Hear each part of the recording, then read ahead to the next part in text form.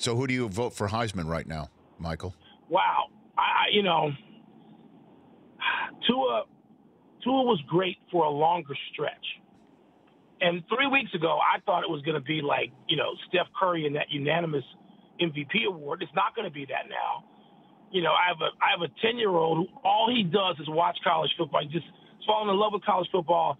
He just consumes it like a madman, like he was somebody's scout. And he's been saying Kyler Murray for 2 weeks. And as soon as Kyler Murray finished off, his game the other night against Texas, my son, the smart aleck, turns to me. We're sitting in a box in Indianapolis, and he turns to me and says, "Dad, I told you Kyler Murray." And for the first time, I couldn't just say, "Shut up, you're wrong." I didn't have that ace up my sleeve.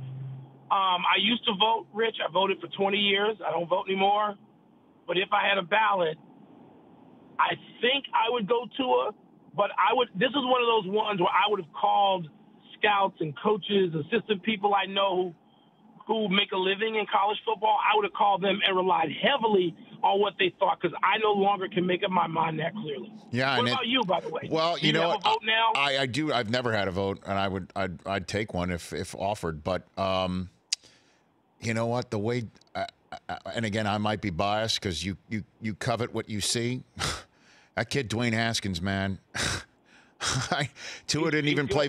Tua didn't play because you could sit here and say, well, Ohio State was up and down, but Tua hardly played a fourth quarter.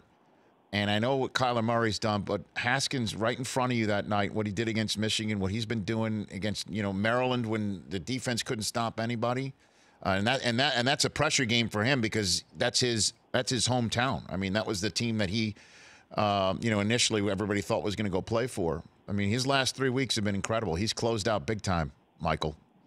And Haskins came on. You're right. He's been on the rail. He came late. I watched the Big Ten. If I'm not watching anything else, I'm watching my conference. And I just thought, okay, well, he's third. I mean, there's no way. But you know what? The other night, it sort of went quietly. He threw for 499 yards. And Ohio State needed to keep scoring because we had scored enough. We needed to score in the 30s.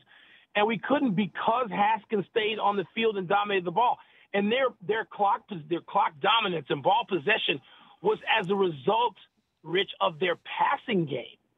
I mean, he did with the passing game what, veteran, old school coaches seek to do with a running game.